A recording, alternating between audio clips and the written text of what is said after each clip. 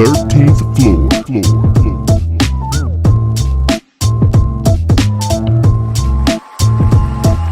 The 13th floor. Easy. Welcome, ladies and gentlemen, to the 13th floor where the furniture isn't always the best, but the views are amazing. I'm your moderator, B. Jones, and I got to go to you first, Faison, this morning, man. Coming to us live from where? From Jamaica, and the views are amazing. Yeah, especially with them shades on. I see him in them shades, boy. I want y'all to see what I see before we start. I'll take them off, but I want you to get a glance. If you look in, you zoom in right there. You can. Goddamn prima donnas, man! I swear. This guy's off the chain. Amazing. Mike D, what's happening, baby? Just checking out the view from arts classes. You see your whole future in them damn things, man. Right. Sitting up here in the heat, but I'm in Jersey. I don't have no palm trees, no cabana, no pool, no nothing, no blue seas. But everything's good. It's been a crazy weekend. Dropped my oldest off yesterday to college. So big time. Welcome to adulthood, Destiny. Love you. What the allowance look like? 150 a week? Nah, man. 50 a week. Hey, we didn't start allowance in the house. You cannot start allowance outside of the house. I love it. That personal responsibility. Easy. Personal responsibility. Daily advice whenever you need it. I guide you through it. Make the basketball team so you get your books paid for. There you go. That's when you drop them off and be like, good luck. Right. You all good. I'm gonna go check this rugby game out outside here. Hey, have y'all ever seen a live rugby game? I have. No, I'm not. Man, those things are violent. This kid was literally swinging like he was throwing punches at this other kid trying to get punches. Yeah. Oh, serious punches. That's not allowed. Y'all never saw the rugby like league or whatever at UM? Outside of the towers. Yeah. There's a play on the field outside of the towers over there. No, but they weren't as intense. So I've watched the game because where my sister-in-law lives in DC, it's right behind a school. Gonzaga High School or something. Oh, yeah. And they be out there getting it, man. It's actually really fun to watch, though. Yeah, it was. Those getting laid out. It was crazy. It was good though. Me and Michael watched that today. Can we talk about the important stuff though? Did you tell her not to drink any liquids coming out of a Gatorade? Oh, we didn't went through. we been going through the whole. I would say for the last 2 years, we've been figuring Gatorade out cooler. what type of drink, when she drink, how she drink. She know the bucket. Y'all had practice, right? Yeah, she don't drink. The most she can do is a cooler. She don't like to taste the beer. She don't like mixed drinks. We done got it all figured out. She's good. She's good. Great parenting. Who made the drinks for her? Of course, me. Yeah, so them things are strong. Yeah, I can't get you with we ain't gonna slip nothing. Like, nah, man, you needed to make her the ones that don't taste like anything. Yeah. Oh yeah, we did. We tried to sneak it in a couple times. We had a couple of Kool-Aid mixes, a couple of sweet mixes, a couple of sours. She don't. Tell her not to drink anything purple, right? Yeah. Yeah. That's is cool. That's I'm good with. It's Jasmine that you gotta. She's the fun one. She's the wild card. She'll be like, I'm not gonna drink it. I'm just gonna be the one making them, and then it's gonna be $5 a cup that y'all plus tax. I wonder where she gets that from. And I got a square card just in case you can't pay with cash. So we good. Easy. Good. BJ, what's happening, man? Oh, good. It's game day, baby. I'm great. It is game day, man. I was in the liquor store yesterday and I saw a dude with an LSU dad on. And he was ready to go. And I was like, yeah, you ready to take this L, huh? Yeah. Yes. Easy. DJ Barry, be fresh. What's going on? Another week, baby. I know I've been out again. I told America I was going to be here every week. I lied. It's okay, though. Liberated, invigorated, motivated, fresh-vated. Let's get it. Back on the podcast, man. Our man, Coach K. What's going on, baby? Oh man, I'm good. I'm stiff, but I'm good, and I'm ready for this game. I was ready for the game last night. That might be what it is. Speak the truth. That's why you're stiff, boy. Speak the truth, man. Looking for it all night long, trying to find. I was sitting there like, arranging my day around. I talking to Asher earlier. Hey, you know what happens at 7:00 tonight, son? It's like you have to go take a time out. Don't bother me. Go talk to your mama. That's it. Came to you at 7 and said, "Daddy, no game." Ain't gonna be no Esme and Roy at 7:00, son. Easy, man. So let's get into this thing, man, as we prepare for the game tonight. It's a few important topics I want to get into, man, real quick. First and foremost, I want to congratulate Mayor and now Democratic candidate for the governorship in Florida, Andrew Gillum. Yes, sir. That was huge win, man. Another huge win from a minority candidate in these upcoming political races. I don't know if you guys got a chance to see his acceptance speech, and because the majority of you are in Florida, I'm pretty sure you're up to date with him, but he really, really excited me. Not on the same level as Obama, but he's really definitely a candidate that I want to watch and see grow, especially if he can make the upset and win this governorship in Florida. And, especially with him talking about the things he wanted to do with schools and healthcare. And he actually brought up a really interesting idea of how the states can band together to make this universal healthcare work. And that was something that I hadn't heard before, but really excited for him down there in the state of Florida, man. I don't know how you guys feel about it and what you've seen from him thus far. I definitely agree on the watching his momentum and what has transpired throughout his campaign in the race. Him getting what will hopefully essentially turn up to be looked at as a layup with Trump talking some lip about him and not even at him when he was talking about him on Twitter, and then him having the opportunity to go ahead and rebuttal and let it be known, like, if you're going to talk about me, go ahead and at me, Mr. President. And so it was really interesting watching all of that unfold.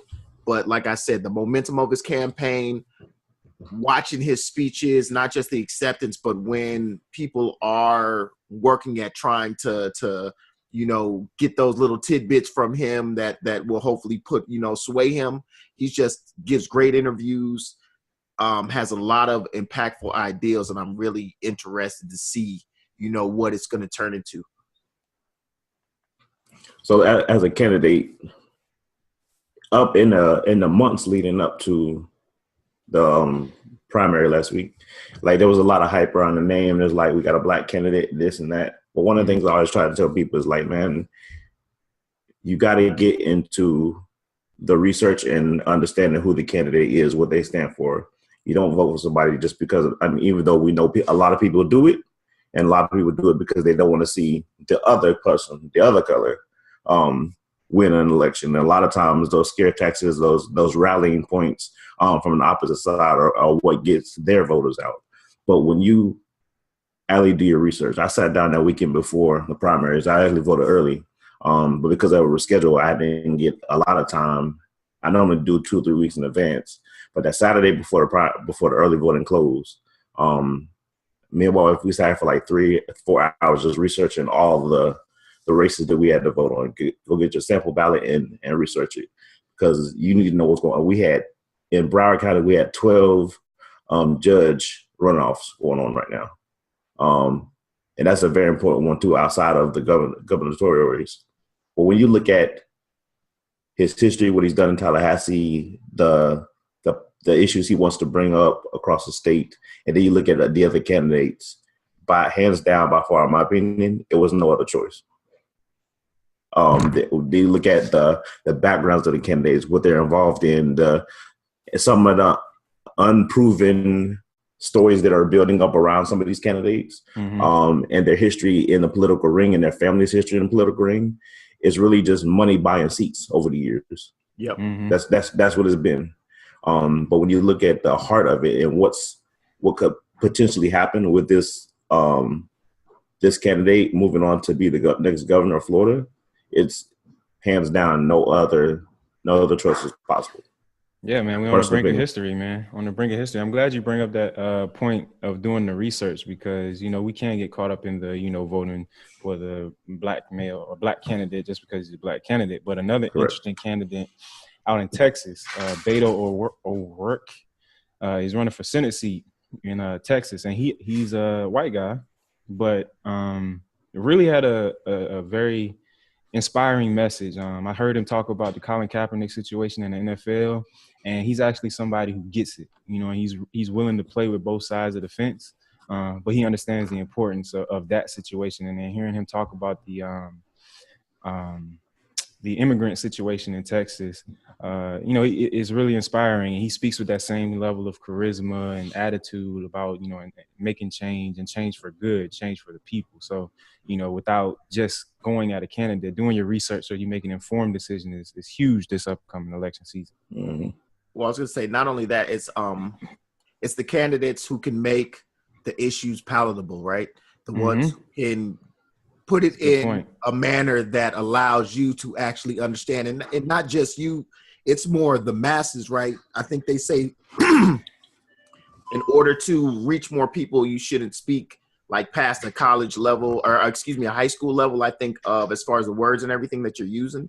And so both these candidates, when they're able to break down the information in a way that you can tell everybody in the room gets it. And there's even, you can feel some of the sways, especially with the last gentleman, when he was talking about the taking the knee, because the guy who asked him the question, you could tell was adamant about it's messed up and I can't believe they're just disrespecting the flag and all of this. And he was very cautious with his words, but the way that he put the guy in his place was just awesome, because you could tell initially the dude thought that he was going to be on the stance of, you know, taking a knee is wrong and it's all about America. And the way that he was able to bring it back together and really make a strong point about the importance and base of what they are doing was just a really great job. Absolutely. Yeah. All I was going to say is, one, do your research. Two, make sure that you're prepared to vote. So on the primary day, I find my voting card, I'm ready to go. And then I would look down, I'm like, I'm still registered as an independent, which means that in the state of Florida, I can't vote in the primary. So that's one. So I'm doing my research now. I figure out how I'm going to register when I get to Chicago, but I'm going to delay that because I'm going to come back home to vote for Andrew Gillum, who is a hometown, Richmond Heights, Florida. That's my neighborhood. That's where I pretty much grew up in my time in Florida. He's also a FAMU graduate, so same colors, but different school. And on top of that, he's an alpha. So I'm just saying. Welcome to the table. Welcome to the table. I just had to drop that in. Let me go ahead. Just if we giving kudos with kudos are due. So. If we don't, Easy. Next topic, man. Hey, Coach K, I think your services are needed in a couple of places, in a couple of school systems, Louisiana and specifically Apopka. They need some diversity and inclusion training down there, bro. So we had two situations. Obviously, we know it's back to school. Florida started, a couple weeks ago. My daughter's going back after Labor Day. But we have two students, one in Apopka, a young man, Clinton Stanley Jr., 6 years old, going to A Books Christian Academy, and it's turned away because of his hair. In the school, I guess, bylaws or handbook, they do not allow children with locks as a student. You have to have your hair tapered, clean cut above the ears. So that's Apopka, 6-year-old Clinton Stanley Jr. And then in New Orleans, I have a young lady, Faith Finity, turned away from Christ King Elementary for having braids. And their policy is that the student has to have their natural hair to attend the school, which is basically, it's discriminatory in practice, but because of these being private institutions, they may be in their rights to make these types of practices. But I want to get you guys' take on it. And Coach K, what can we get them some, diversity and inclusion training down there? Oh, we can definitely get it. And I'm taking my man BJ with me because we need to attack this from all sides, right? Absolutely.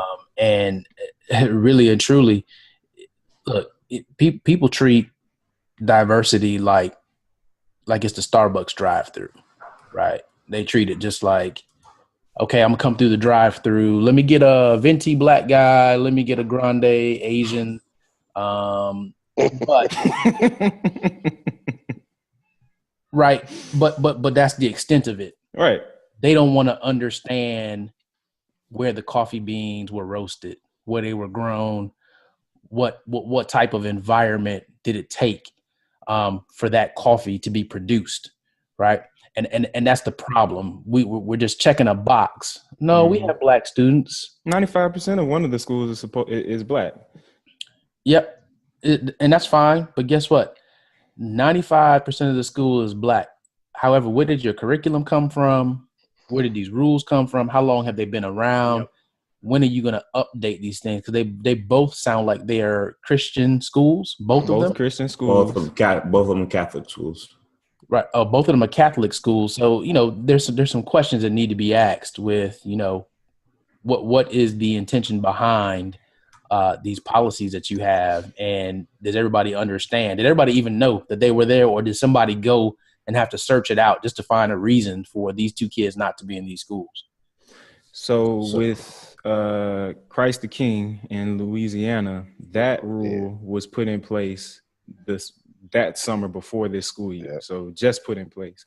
At A Books and Apopka, it's been a rule in the handbook apparently, and they're just holding on to their staunch Christian or Catholic values, just traditional ways of thinking, old school ways of thinking, outdated ways of thinking. I get frustrated with really it's the fake it till you make it mentality that I would prefer you have wild hair and a straight attitude and mindset than for you to cut your hair and look nice and not have your stuff together, right? So I hate that they try to make it seem like, oh, well, it's impossible. You could be a great student with wild hair. You know what I mean? That's kind of like the message that you send. It's the same thing. Oh, well, you can't be in corporate America if you don't want to wear a suit and tie. It's impossible. And those things aren't true. And so it's always interesting the seeds that they try to plant early in these children, right? In order to kind of dull them into, getting in line and being what is quote unquote the where you're supposed to be. You know what I mean? That it's frustrating to me that hair is not going to create such an issue or disturbance that is going to not allow for education. Oh Lord, everybody getting the Amber Alert. Good Lord. Y'all phone should have hurricane season, baby. They know what's going on. But that it's always taught like that, right? And we need to break the cycle of trying to say that, these things only happen in these shells. And there needs to be the understanding that, yes, you can have an afro or braids or locks or anything else and still be a great straight A student who's not disturbing anyone. And to me, there's a larger issue with the child who was so enthralled in this other kid's hair and can't pay attention than the kid who has the locks and is doing work. Yeah. I'm torn between the two. Like I truly understand and believe that the situation is, we're not bleeping it out, but it's messed up. But at the same time, it's a private institution, so I can't make them change. It's almost like you understand what the situation is going into it, so just leave. Like everybody's not going to come around and say, yes, I love hair, I love black people, I love dread. It's just the way it is. So them understanding that, I think it was the boy whose parents took him out and took him to another school the next day. Yes. I see that as the option instead of trying to go in there and change them. Because regardless of what you say to them, they're going to give you every excuse possible to tell you why their rule or everything should be in place. It's always a bigger battle, right? Than like, what are you really, if there are other schools who offer the same service and provide, what are you really winning when you fight that long battle, as opposed to, I'd rather hurt you financially and just, hey, as many of these kids as we can get shifted out of there. Then ship them out. Let's get the whole 95% out and leave them with the 4 that want to stay. It's almost like the same thing dealing with 45 as the president. Like now that he's there, folks want to be crazy and they want to start saying what they want. This is kind of a residual effect of that. People feel as though it is okay for them to express their disagreements with other race, their differences in thoughts. Like that's okay. I appreciate you for saying that. Now my response is, I'm taking my money elsewhere. I don't have to. You're not the only place. I think what we need to do is create our own that allows our children to come into a culturally sensitive environment to educate. So almost the same conversation we were having the other day about HBCU versus PWI. Like that's this kind of situation in a nutshell, but it's starting at a young age. So if there are schools that are I won't say go back to segregation, but the mentality of understanding, like Carol said, where are those being, where are they grown, what goes into it? You need to find that type of environment instead. Even if you make them change, genuinely, they're not going to want to do what you need them to do. So that may not be the best environment for your kids to be in anyway. So take it what it is. Be glad that you got into kindergarten and it wasn't something subliminal that was happening after you dropped your kids off during the school day. Facts. Now, I do want to talk about the other side of this, right? And it's the same reason that we opened up talking about Andrew Gillum. It's the same reason that you just don't go vote for a black person running just because it's a black person, because they get into office and they're not capable, they embarrass us, and then it's going to be like hell to get another black person into that same position at another time, right? So if you decide that your child is going to have a weave or they're going to have dreadlocks, right? If you give them that option, that capability, then you need to maintain that stuff. You can't send them to school and the weave looks terrible. Now the other kids are teasing them because now that's a distraction. You can't send them to school and you don't maintain the locks as you should, right? And we see the same thing in the workplace. I remember I had a guy that worked for me. I had 2 guys. Brett was one of them, right? With locks at the same time. The other guy never maintained his locks. He had I used to call it a lock fro. Like he had an afro with then dreadlocks on top of it. And he didn't wash it. So there was all this. No, he washed them every day. Dandruff and everything. And it smelled. And the smell took over the whole office whenever he was there. Right. And you could ask Brett. I used to just come to him straight, like point blank. Hey, man, do you see his locks? They have to look like this or they got to go, Jack. Right. Well, you can't say that, but yeah, that was the auspice. Right.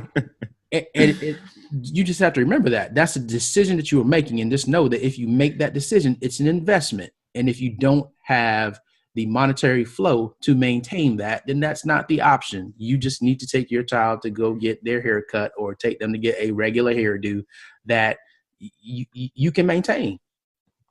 That's fair. And I thought the same thing when I first saw Clinton. Blamed, right? Like, because that's where the disconnect comes, is that parents don't look at it like that, right? They look at, oh, I got my baby ready for that first day of school, and I spent all the summer money to go ahead and get these braids. But now a week and a half, 2 weeks in, when you ain't got that next braid money, and She got the afro braids and it's looking crazy, she's uncomfortable. Kids are making fun of her now because, oh, look at your hair. You right? So this is go ahead, Brett. I was gonna say yeah, but we talking about first day of school, so we ain't even got that far into the semester yet. But go ahead, BJ. So when I look at this, I look at the systems that are in place, right? And that's my approach. And a lot of things that I do nowadays is, what is the system set up to do, and how is the system set up to protect or neglect kids in any school in any situation like this. So in situated in Louisiana, again, you said it earlier, it was a policy that was put in place in the last school year over the summer. The news report read that parents were repeatedly made aware of it over the summer and before school started, that this was a case that was going to happen, and these are the consequences that happened. The case in Apopka, again, is another Catholic school, but I'll go back to last year where there was a charter school in Massachusetts.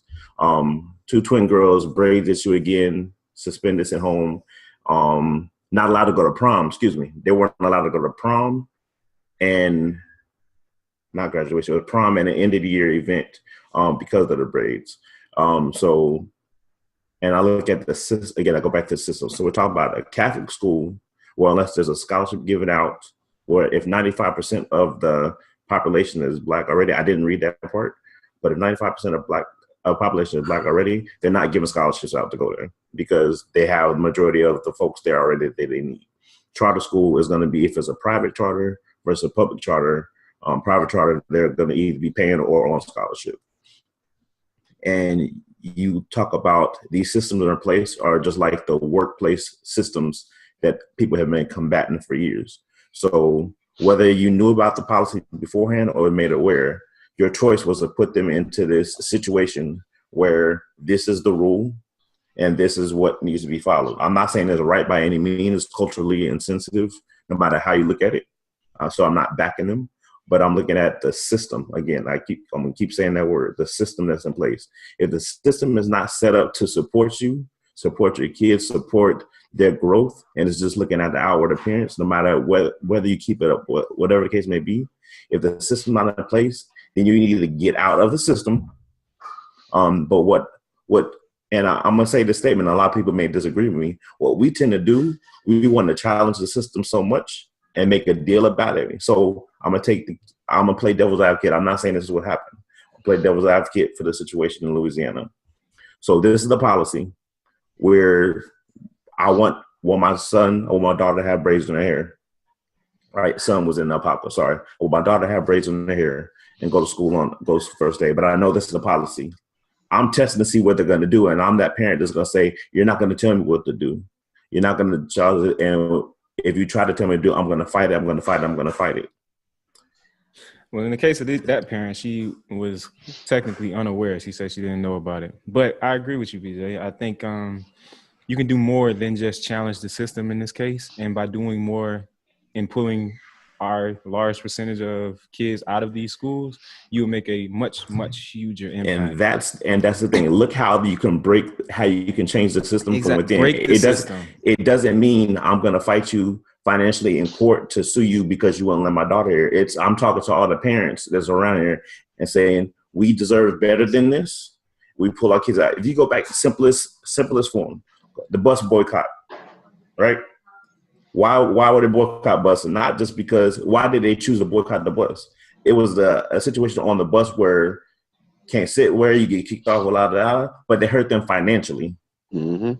They hurt them financially, and financially they couldn't sustain themselves. They realized, oh, we need the black dollar. If we don't change our policy, don't change what's going on. Now, again, there's many other situations outside of that that had an effect on that too. But if we hurt them financially, and then what happened? You saw carpools get together. You saw van pools get the black mini buses taking people, just drop ride sharing people was a reasonable way to attack the system. And the system had to change in order for them to financially stay relevant and be successful. But the caveat, though, is that you have to be involved in the system to whatever extent is allowable from the get-go, because the one thing that we don't know, was there a parent-teacher meeting where they voted on these policies that we might have missed? Did they send out some notifications via whatever the little parent-teacher thing is? They said notifications. They sent notification, but the parents don't have anything to do with the policy because it's a private institution. It's made by the board. That's fine, but you just said that the one parent said that she was unaware, right? Right. So did they send it and you didn't even open that email? Exactly. Yep. Right, because you would know before the school year even started.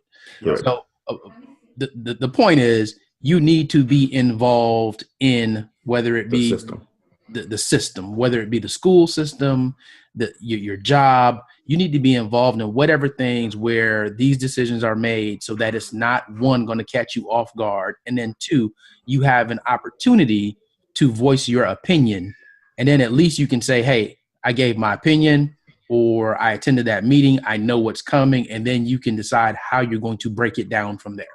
And if that situation where the board makes the rules and you can't infiltrate that system, then you need to make a decision. Is this the system that I want to participate in, because it is a choice. And again, I don't know the schools around that area. I don't know if this was the better school or the option, but I know in New Orleans, there are a lot of Catholic schools in New Orleans. And a lot of people opt for those more than the public schools because of other situations within the public schools. Right. And Apopka is another one in the state of Florida. Apopka is Orlando, Orange County is still my area. Mm-hmm. I have schools in Apopka that are DNF, or historically have been DNF. But I also have schools in Apopka that are A's and B's and C's as well. Mm-hmm. So again, I don't know what your specific situation is, but again, knowing the information, being involved in it, and it's hard for me to believe. I can't say for sure. It's hard for me to believe that you don't know anything about this new rule. When kids are talking before the first day of school, and all the kids know the policy, and girls saying, "I'm going to get my hair braided." You really gonna show up the first day of school with your hair braided? You know that's they put that policy. I mean, so it's hard for me to believe that it's possible. I absolutely see it being possible for them to miss that communication, because if you're a busy parent, you know, emails come in, like I swipe, but that's the thing, you know what I'm saying? We don't have that. I don't want that to be an excuse going forward in this school year. And that's the biggest message I want to get across from this podcast today, man. That awareness and activity. You got to participate, and we got to know what's going on for our children going forward this school year. Because if we don't, you run yourself into situations like these that could have been avoided. And she could have got it. I didn't see an update outside of, you know, Clinton Stanley going to a different school in Apopka, but I didn't really get an update from what's going on in New Orleans. But if we know these things ahead of time, we can be proactive instead of reactive in these situations, and kind of save some hurt feelings. Because if you watch the videos, man, you see the kids, you know, the little girl walks away crying because she has no idea what's going on, and all she knows is that she's not being accepted for something that's natural for her. Young man, you know, he's still bright-eyed, bushy-tailed because he's 6 years old. He might not necessarily understand, but he has to go to another school where he was welcomed with open arms and shown the way to his, you know, new classroom. But these are all they could be bigger psychological situations, you know, with the kids. Whereas if we're involved early as parents, you know, what situations we're getting into and how we can circumvent some of these systemic issues, we can move a lot better. Yeah, I think it's just systemically, and we as a culture tend to be in a stereotype where either we don't read what's coming home, we're not fully informed about what's going on with the educational system. But it's interesting that parents that are African American or Latino, or however, if you are informed, you are perceived as not the norm. Because you're attending the meetings, you're talking to the principal, you're engaged with the teachers, which is something that we as a culture need to change. Absolutely. Because BJ can attest, usually those African-American communities, out of the 350 kids or 400 kids that are in there, you may have 40 to 35 parents that are engaged. Those are the kids that are getting A's. Those are the kids that are not issues in class. Those are the kids that you see go off to college. Whereas you have the other ones that are, I don't care what you wear, go ahead. Like there is a definite difference between predominantly African-American schools and their parent engagement, just across the board. And I think that's kind of what plays into this. I love them to death. I mean, I've been working with them, and you always make the excuse and say, well, maybe they had a bad experience in school. So maybe that's part of the issue in terms of they don't like school. They don't like, it's. Yeah. Glad you joined us this week, Mike. You got a lot out today, man. The comments. Faison, come off mute, man. I want some more of that sunshine and Jamaican love over there. Oh, now we can't hear you. No. I think that's sad. It just gone, isn't he? Oh, there he is. Nope. That's terrible. Barry B. Fresh, man. We got to come with you, man. Fresh in Biz. What's happening this week?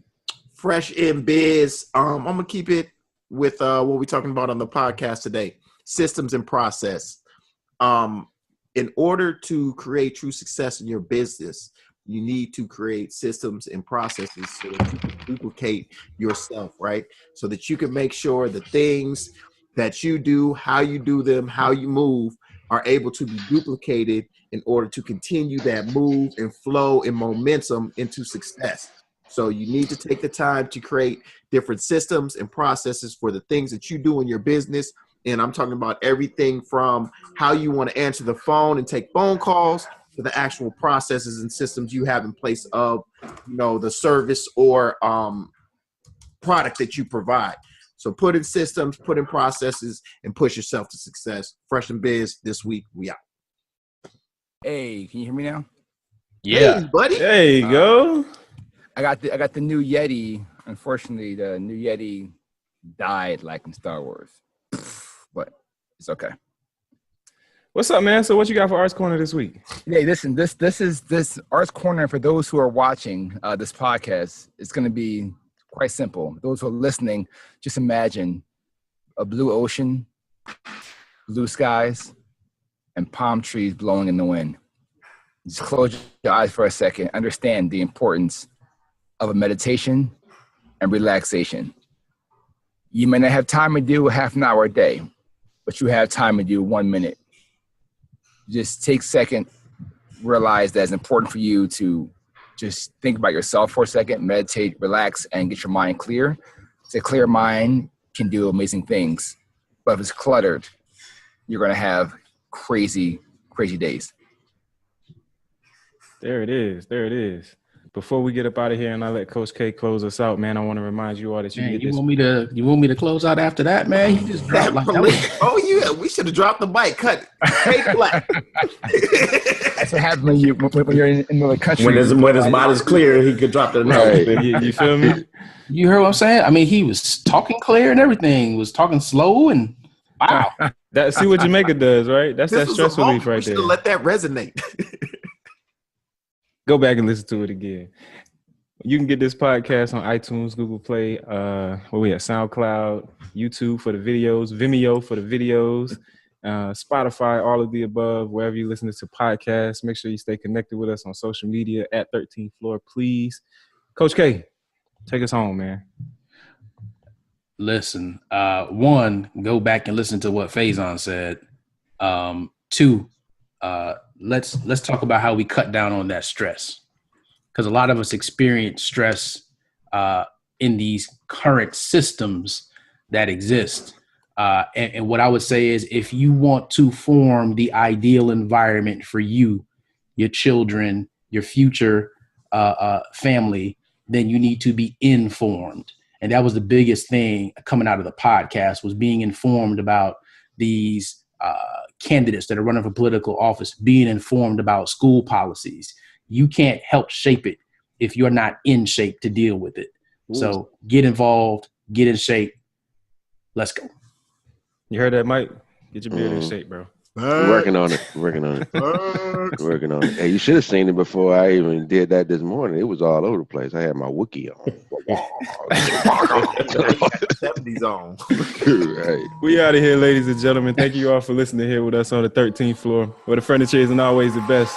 But Faison's views are amazing. Get better, Z. Still love you, dog. The 13th floor. Be on the 13th floor of the hotel next time. Better. I can make it happen. The 13th floor.